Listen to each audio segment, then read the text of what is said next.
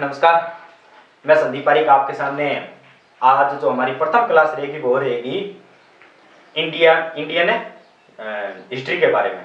तो Indian history के बारे में एक बहुत ही शानदार टॉपिक उठाया मैंने और उस टॉपिक का नाम है मुगल और भारत। अक्सर आपने किताबों में पढ़ा होगा, कक्षा 8 से लेकर के 8, 9, 10, 11, 12 कंपटीशन एग्जाम, कॉलेज के एग्जाम, सब जगह आपको एक ही एक टॉपिक दिखाई देता है और वो टॉपिक बहुत ही इंपॉर्टेंट टॉपिक है। और जिस टॉपिक के बारे में आप चर्चा कर रहे हैं आज, और उस टॉपिक का नाम है मुगल और भारत। मुगल और भारत यानी मुगल और भारत के अंदर हम क्या पढ़ेंगे, क्या हुआ था, ऐसी कौन सी स्थिति आ गई थी भारत के अंदर कि मुगलों की सत्ता भारत पर आ गई थी, दिल्ली पर मुगलों ने अधिकार कर लिया था। आखिर कब आए थे, क्यों आए थे, उनको लेके कौन आए थे, आखिर बाबर ने कब सत्ता स्थापित की थी भारत पर। ये जितने भी स्क्यूज है उन सब स्क्यूजों का आज आंसर हम लेकर के आएंगे हमारी क्लास के अंदर।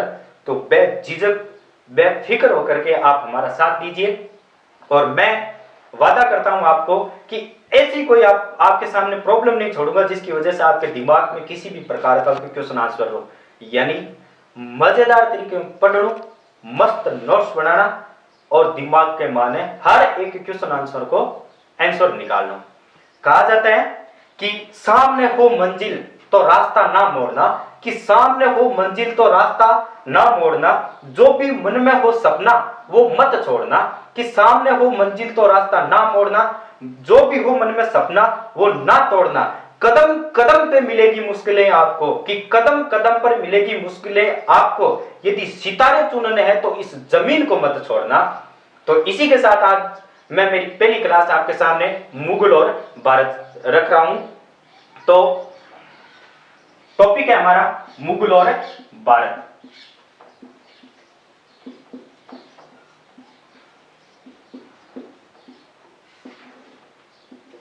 मुगल और भारत।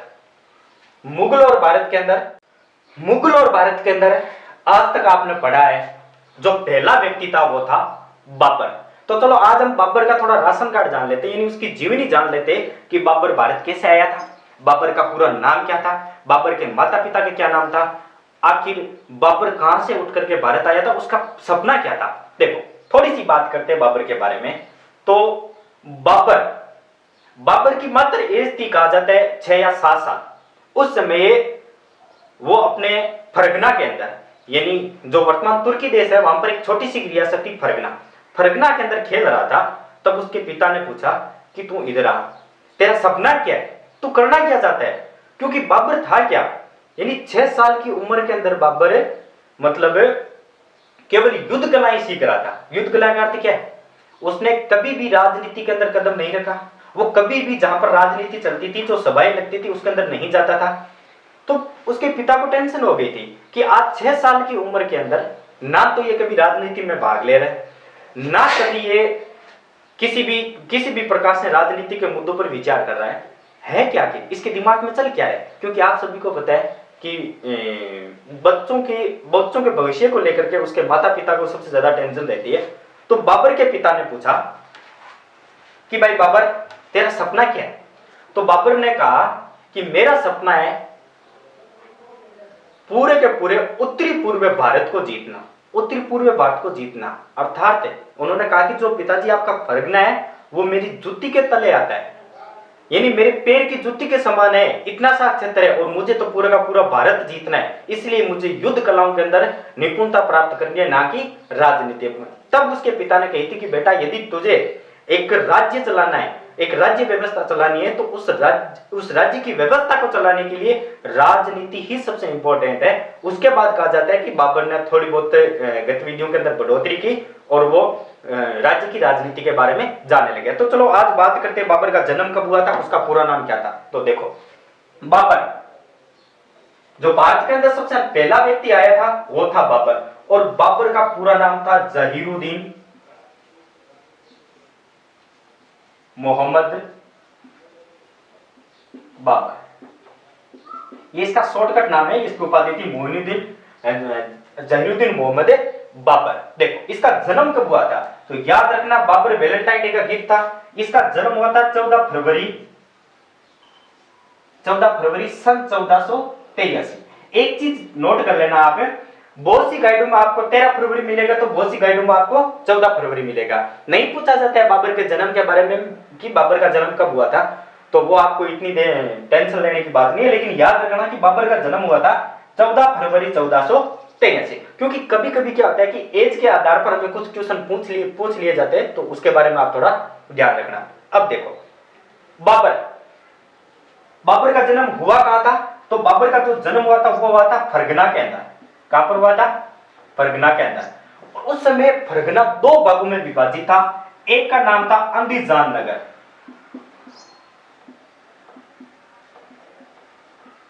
अंदीजान नगर, और दूसरी का नाम था ट्रांस अग्जियाना।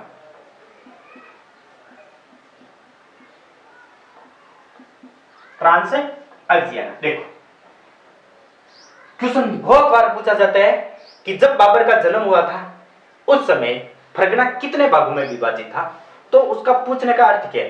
क्योंकि जो आपने पहला नाम सुना है अंदीजान नगर, इसी के अंदर बाबर का जन्म हुआ था। यानी दो रियासतों में बंटा हुआ था, दो भागों में बंटा हुआ था। एक का नाम है अंदीजान नगर और दूसरा नाम है ट्रांस अग्जियाना। जो अंदीजान नगर का भाग है उसके अंदर किसका जन्म हुआ था? बाबर का। अब बात आती है बाबर के माता और पिता के क्या नाम था? मोस्ट इंपॉर्टेंट क्वेश्चन, यानी आज की क्लास का सबसे इंपॉर्टेंट क्वेश्चन यही है कि बाबर के माता का क्या नाम था, बाबर के पिता का क्या नाम था। कारण क्या है? इसको मैंने बहुत ही आपको गहरे रूप से बोला है कि ये बहुत ज्यादा इंपॉर्टेंट बात है, या बहुत ही आज की क्लास का सबसे इंपॉर्टेंट क्वेश्चन ये है। तो चाहे आप पीटीटी की तैयारी कर रहे हो, चाहे आप नॉर्मल बेस की तैयारी कर रहे हो, चाहे आप हाई लेवल की तैयारी कर रहे हो, बहुत बार एक क्वेश्चन पूछा जाता है। कौन सा क्वेश्चन है? अपने जहन में बिठा लेना, क्योंकि बार बार पूछा जाने वाला क्वेश्चन यही है। तो देखो, क्या नाम था? आपने नाम सुना होगा मिर्जा उमर शेख। तो थोड़ी सी चर्चा कर लेते हैं इनके माता पिता के बारे में, और बाकी हम विस्तृत रूप से जो मेरी अगली क्लास आएगी उस क्लास के अंदर आपको बाबर के बारे में और कुछ भी बता दिया जाएगा। आगे की क्लासें चलती रहेगी। तो देखो, बाबर के माता और पिता। पिता का क्या नाम था? मिर्जा उमर शेख। मिर्जा उमर शेख। देखो, मिर्जा मिर्जा क्या होता है? तो याद रखना, जो फरगना के अंदर जो फरगना का राजा बनता था या जो फरगना का सम्राट बनता था, वो अपने नाम के आगे उपाधि लगाता था मिर्जा की। आगे जाकर के आपको पता चलेगा 1507 के अंदर बाबर ने इस उपाधि को त्याग दिया था और बादशाह की उपाधि धारण की थी। उसके बाद आता है माता। तो माता का क्या नाम है? तो याद रखना, कत्तुल निगार खान।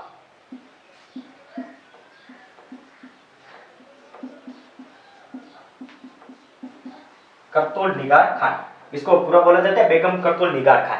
देखो, मैंने बोला था कि ये बहुत इंपॉर्टेंट क्वेश्चन है। रीजन क्या है? उमर से एक है, वो था तैमूर लंग का। तैमूर लंग। और जो उसकी माता थी वो थी चंगेज खां की। चंगेज खां की वंशज। किसकी वंशज थी? चंगेज खां।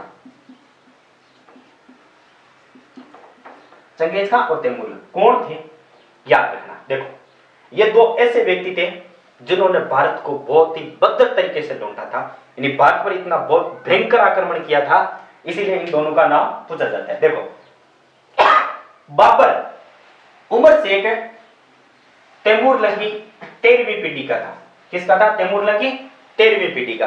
और ये था चौथी का। किसका था? चौथी पीढ़ी का। यानी मिर्जा उमर शेख तैमूर लंग की चौथी पीढ़ी का था, और माता थी वो 13वीं पीढ़ी की थी। 13वीं पीढ़ी की थी। इसका तात्पर्य क्या है? मैंने क्यों बताया? क्योंकि बार बार क्वेश्चन पूछा जाता है कि बाबर तैमूर लंग का कौन सा वंशज था, और या फिर बाबर चंगेज खां की कौन सा वंशज था। तो देखो, पिता है वो तैमूर लंग की चौथी वंशज है, इसका मतलब बाबर कौन सा हो जाएगा? तो बाबर तैमूर लंग का कौन सा हो जाएगा? 5वां वंशज। कौन सा हो जाएगा? 5वां वंशज। ये पिता की तरफ से 5वां वंशज था, और माता की तरफ से कौन सा हो जाएगा? माता चंगेज खान की कौन सी पीढ़ी में आती थी? 13वीं में। अर्थात बाबर माता की तरफ से कौन सा हो जाएगा? चंगेज खान की 14वीं पीढ़ी में। बहुत बार क्वेश्चन पूछा जाता है, तो आप इस क्वेश्चन को जरा अपने दिमाग में सेट कर लेना। तो ये जो बाकी की क्लास है, बाकी क्लास है बोलेंगे हम कल विधिवत रूप से हम बाबर को आगे चलाएंगे या फिर एक बार फिर से रिवीजन कर लेंगे। तो हमारे चैनल को एक बार आप सब्सक्राइब कर लेना, अपने व्हाट्सएप पर, अपने इंस्टा पर, फेसबुक पर शेयर करते रहना जो विद्यार्थी तैयारी कर रहे हैं, क्योंकि आपको पता है बहुत ही जल्द हम पीटीटी और आर्मी के लिए बेस शुरू कर रहे हैं। तो अगले क्लास में मिलेंगे। जय हिंद, जय भारत।